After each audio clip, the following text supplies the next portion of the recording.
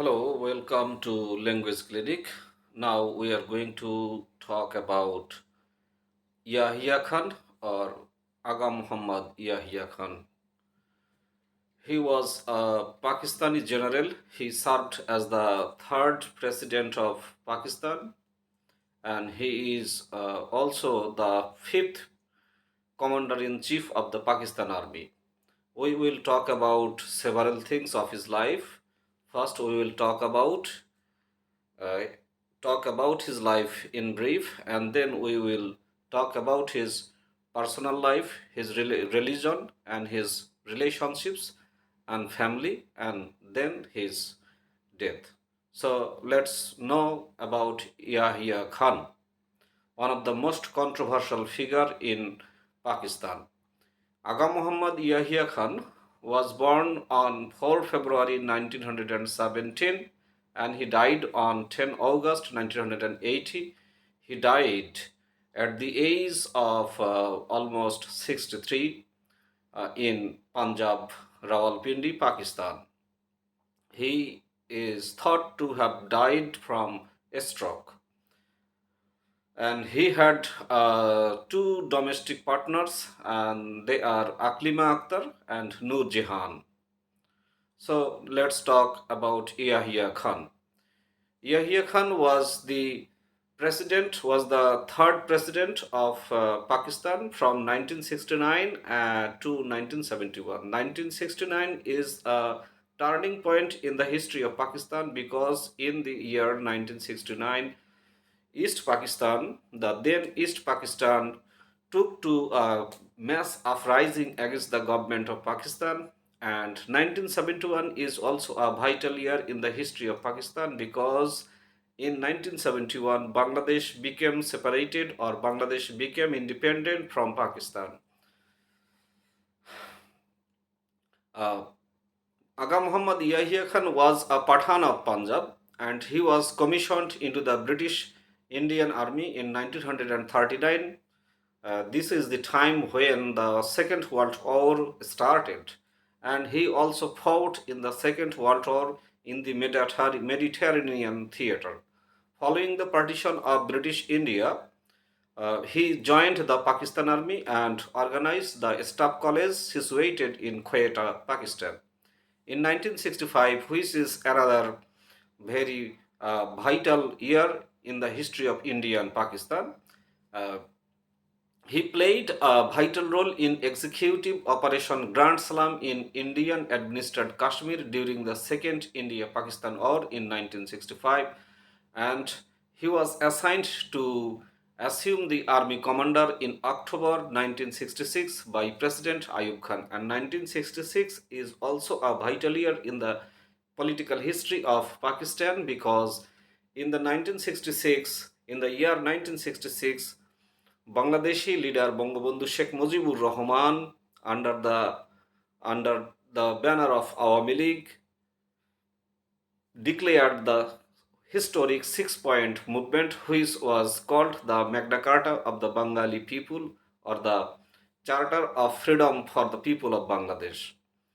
In the wake of 1968 to 1969 Pakistani protests, that means the mass uprising in the year 1968 and 1969, Ayub Khan resigned and Ayub Khan transferred his power to Yahya Khan. Khan's presidency oversaw martial law by suspending the constitution in 1969 because 1969 is the year when East Pakistan brought about a revolution in the history of Pakistan.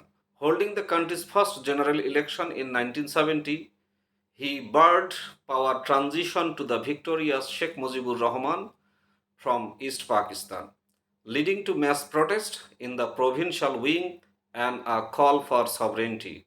On 25 March 1971, Khan ordered Operation Searchlight in an effort to suppress, to control, to curb Bengali nationalism.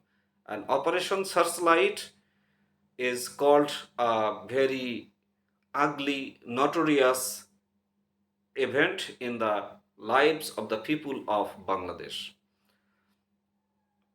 And Bengali nationalism led to the Bangladesh Liberation War. Khan is considered a chief architect of the Bangladesh genocide, along with his deputies Hamid Khan and Tikka Khan. The Khan is uh, Khan is claimed to have been the perpetrator of the Bangladesh genocide, which took place from March 25, 1971 to the independence, to the victory of Bangladesh in 1971, 16 December.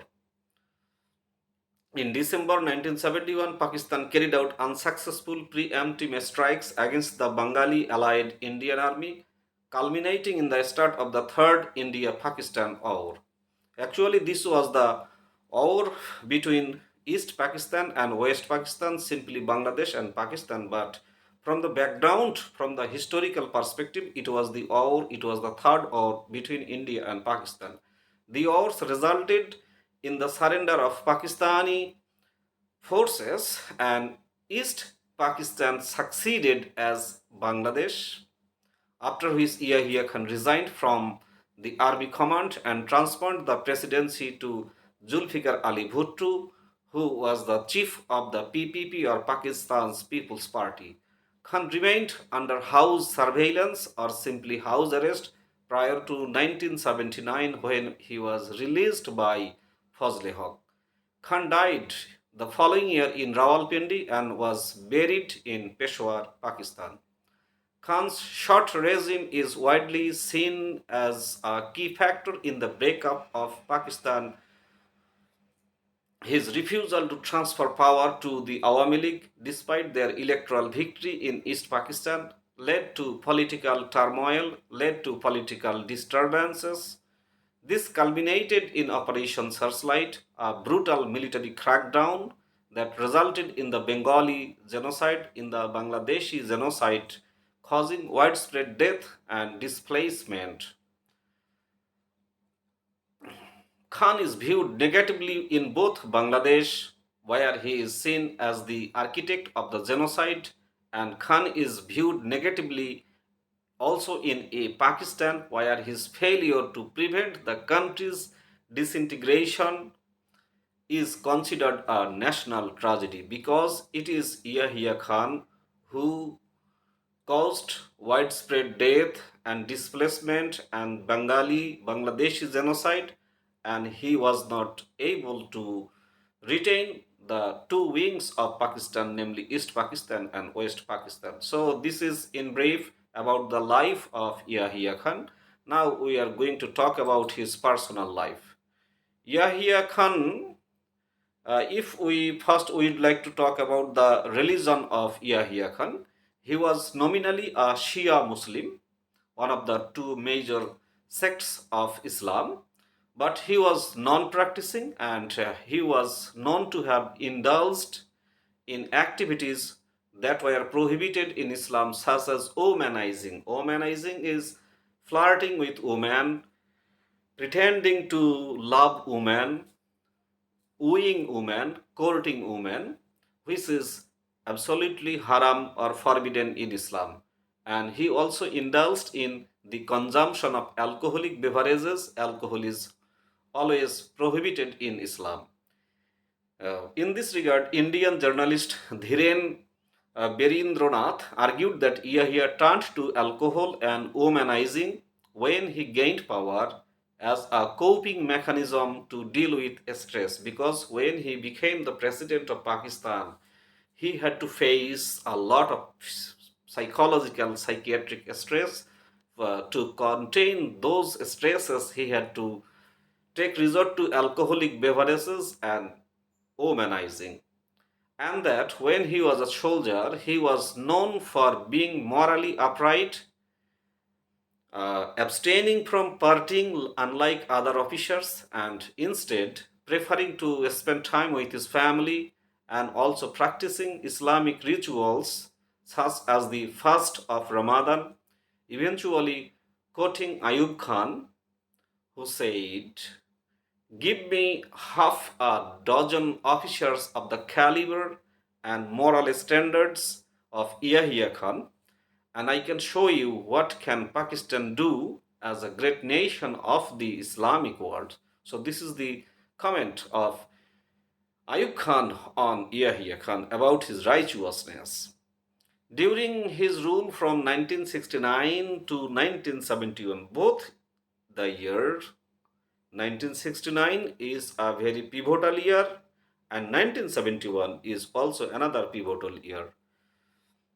Bijan Tufail Muhammad, a prominent leader of the Jamaat-e Islami, the country's main Islamist party, hailed Yahya Khan, cheered Yahya Khan, welcomed Yahya Khan as the champion of Islam, as there was a general view among Islamists that he would fight leftist elements of the country, the Pakistan People's Party, in West Pakistan and all Pakistan Awami League in what was East Pakistan and now Bangladesh, and also push for the Islamization of the Constitution of Pakistan.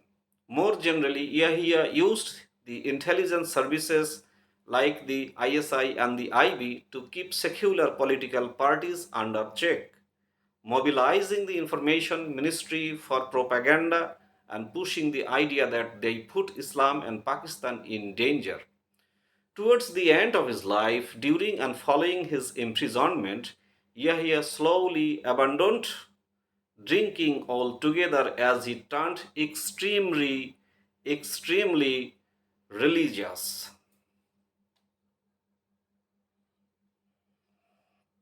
So, so this is all about the religious belief of Yahya Khan. Now, let's talk about the relationship, how many relationships he had during his lifetime. Yahya is said to have had a relationship with Aqlim Akhtar, who is nicknamed as General Rani, but they never married. That means Aqlim Akhtar and Yahya Khan were never married. His name was linked with the singer and actress Noor Jahan as well. He also had a brief relationship with a Bengali woman called Shamim K. Hussain, also known as Black Beauty. The wife of a police officer, Yahya appreciated her company not so much for her looks, but mainly because she was fluent in English and could talk about William Shakespeare and the romantic poet Lord Byron among his favorite poets. And she eventually became influential enough to shape the decisions of the Foreign Office. So that's all about the relationship. That means he had three relationships with three particular women. Number one, Aqlim Akhtar. Number two, Noor Jahan. And number three, Shamim K. Hussain. And let's talk about his family. No, we'd like to skip his family. Now let's talk about his later years in his life and his death. He was put under house arrest. Yahya Khan was placed under house arrest by the succeeding administration of Zulfikar Ali Bhutto, the leader of PPP or Pakistan's People's Party. Yahya initially was confined to the Banni rest house, a forest bungalow near Khariam, without a formal detention order.